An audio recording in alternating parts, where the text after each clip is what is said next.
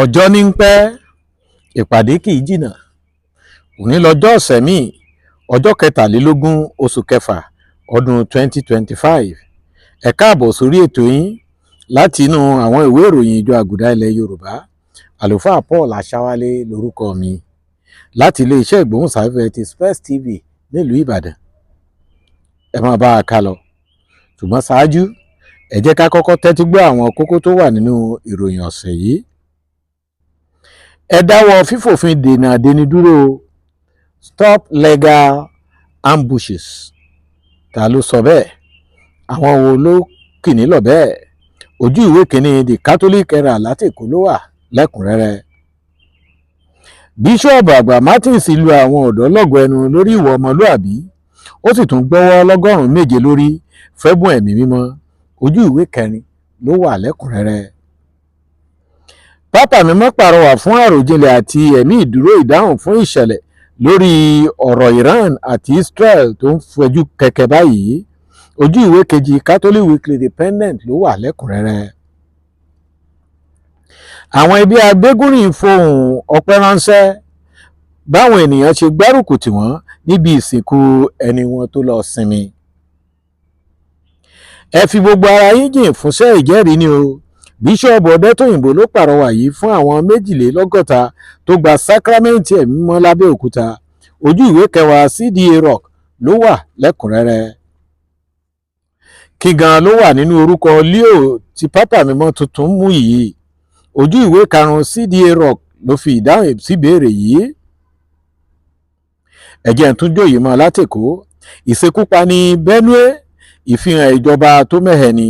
Ojú ìwé kẹta The Herald ló wà. Ẹ jẹ́ ká bọ́ ságbami ẹ̀kúnrẹ́rẹ́ ìròyìn náà. Ẹ dáwọ́ fífòfin dènà àdénidúró. Igbákejì àlùfáà alákòóso ìjọ Our Lady Star of the Sea ní Lẹ́kí lẹ́kọ̀ọ́ ló fojú láì fi wo ọ̀nà tí ètò ìdájọ́ ṣe máa ń wáyé lórílẹ̀‐èdè Nàìjíríà báyìí níbi ayẹyẹ àkànṣe ọjọ́ kan pẹ̀lú bíṣọ́ọ̀bù, ìyẹn bíṣọ́ọ̀bù àgbà tọdún yìí tí àwọn amòfin inú ìjọ àgùdá ṣe làlùfáà ti sògúlùtù ọ̀rọ̀ yìí. Ó láwọn ẹ̀ka tó mójútó àmúṣẹ òfin lórílẹ̀‐èdè yìí ti yí ètò ìdájọ́ di páńpẹ́ ọ̀nà ọ̀la fún ara wọn. Nínú ìjọ ìgbégòkèrè ọ̀run ti Fálọmọ Níkòyí lọ̀rọ̀ yìí ti jálulẹ̀. Àlùfáà yìí bojú ètò wo ìwà yìí tó pè ní ìfòfin dènàdéni. Ó ní ìmọ̀ọ́mọ̀ wá àǹfààní sílẹ̀ láti fòfin gbójú agan sí àwọn aláìṣẹ̀ ni. Stop legal ambushes, Father Mba slams law enforcement agencies. Bíṣọ́ọ̀bù àgbà Martins lu àwọn ọ̀dọ́ lọ́gọ ẹnu lórí ìwà ọmọlúàbí, ó sì tún gbọ́wọ́ lọ́gọ́rùn-ún méje lórí fún ẹ̀bùn ẹ̀mí mímọ́.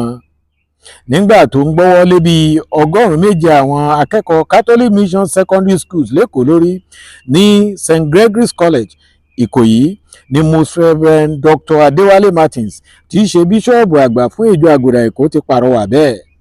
Ó rọ̀ wọ́n kí wọ́n fi àpẹẹrẹ ilé ayé wọn tuntun nínú Kristi yìí hàn, àti ní pàápàá kí ẹ̀bùn mímọ́ tí wọ́n ti gbà máa jẹyọ nínú ọ̀rọ̀, ìṣe, ìfẹ́, ìgbàgbọ́ àti ìwà mímọ́ wọn.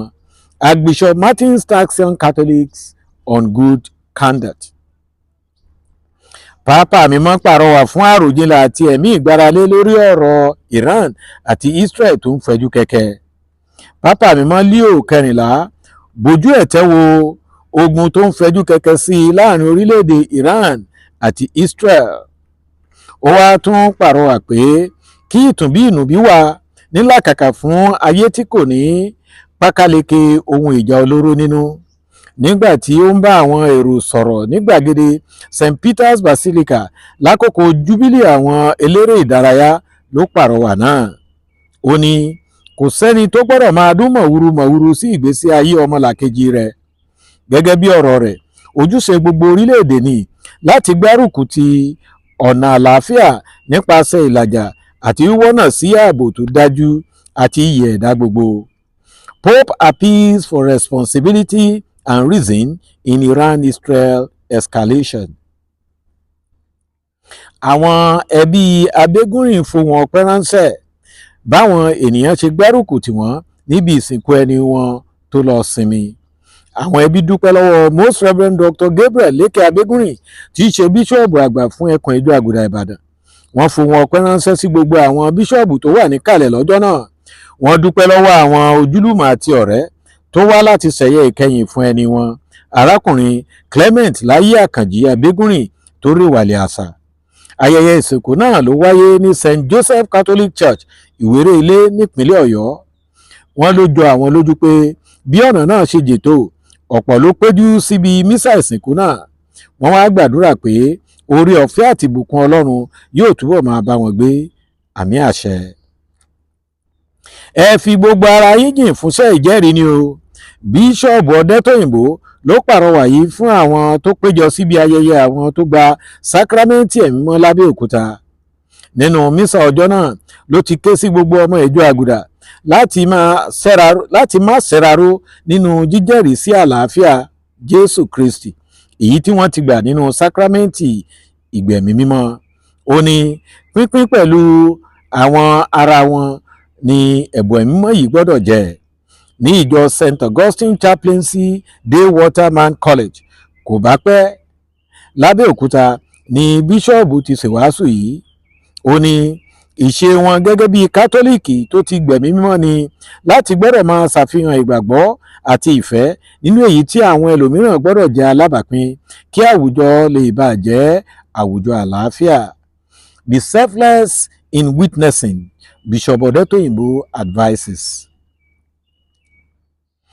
Kí gan ló wà nínú orúkọ Leo tí pápá mímọ́ tuntun mú yìí?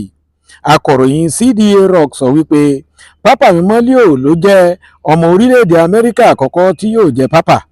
Orúkọ àbísọ rẹ̀ sì ni Robert Provost. Ó ní lóòótọ́ ni ó ti di àṣà nínú ìjọ Àgùdà pé kí ẹnikẹ́ni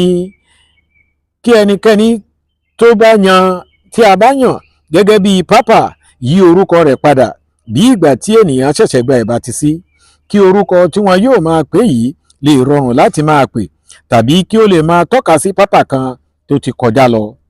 Akọ̀ròyìn wá ní ìdí lè pé oríṣiríṣi tí Robert Provost ṣe mú Leo.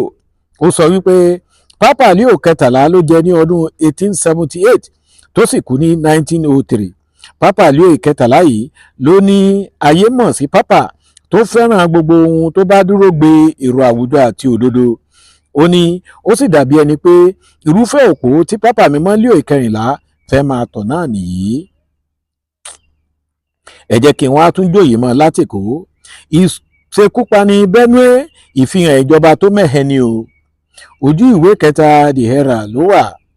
Kì í ṣèròyìn mọ́ pé ilẹ̀ ìpínlẹ̀ Benue rin gbindin fẹ́ jẹ́ aláìṣẹ̀ láìpẹ́ yìí, èyí tí kì í tiẹ̀ ṣe tuntun ní pàtàkì jùlọ nípínlẹ̀ náà. Ju 200 ènìyàn ni wọ́n rán lọ sọ́run àpàpàǹdodo nípínlẹ̀ náà láìpẹ́ yìí. Akọ̀ròyìn ní àbùkù ìjọba lèyí jẹ́ nítorí pé ojúṣe rẹ̀ ni láti dáàbò bo ẹ̀mí àti dúkìá àwọn ènìyàn rẹ̀.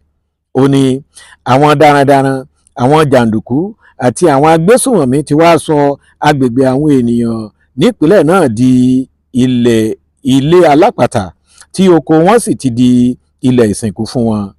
Ó fi kún pé pẹ̀lú ọ̀pọ̀ ìlérí, ìpàdé àwọn tọ́rọ̀ kàn pẹ̀lú àwọn òṣìṣẹ́ aláàbò gbogbo, kàkà kéwé ẹ̀kọ́ rọ̀ pípele ló ń pele sí i, kàkà kéwé àgbọn kan pàápàá rọ̀ pípele ló tún ń pele sí i. Ìjọba orílẹ̀-èdè Nàìjíríà kò tilẹ̀ fi hàn pé àwọn ti tán pé kí ibi náà kásẹ̀ nílẹ̀. Àrọwà kan náà ni wọ́n ń pa ní gbogbo ìgbà tírúfẹ́ ìṣẹ̀lẹ̀ yìí bá ṣẹlẹ̀. Ó tún ní pẹ̀lú ọ̀pọ̀ àgbéjáde ìwà ìtàbùkù ìwà yìí àti ìképe ìjọba kó tètè dìde gbójú agan sí àwọn ẹni ibi wọ̀nyí láti ọwọ́ àgbáríjọ àwọn bíṣọ́ọ̀bù ìjọ Àgùdà orílẹ̀-èdè yìí, pàbó ló já sí. Nǹkan tilẹ̀ ń burú sí ni. Ó kádìí rẹ̀ nílẹ̀ pé tí a bá wo àwọn ìṣẹ̀lẹ̀ yìí dáadáa, wọn kò ṣèèṣì rárá, wọn kò kàn ṣàdédé ṣẹlẹ̀. Àwọn ìṣẹ̀lẹ̀ tí wọ́n fètò wọn lélẹ̀ bí yóò ti máa wáyé ni wọ́n. Ó sì ní èsì àìníjọba tó jíire sí ni pẹ̀lú. Benue massacre, a grim manifestation of government's failure. Benue massacre, a grim manifestation of government's failure. ẹ má tún jẹ́ kárí jù báyìí lọ lọ́sẹ̀ yìí ná kí n má bàa jẹ̀kọ́ tó léegun. lékeléké mi wá ń padà sílùú Ìkẹfun, àlùkò mi ń padà sílùú Ìkòsùn. títí ọjọ́ mẹ́jọ tá ò tún máa mú ọ̀tun àwọn ìròyìn wá fún yín. èmi olólùfẹ́ yín ló ń kí yín láti iléeṣẹ́ ìgbóhùnsáfẹ́ ti Space TV ìlú Ìbàdàn pé ká tún fire pàdé ká má dolódì lẹ́yìn ara wa. àmín àṣẹ.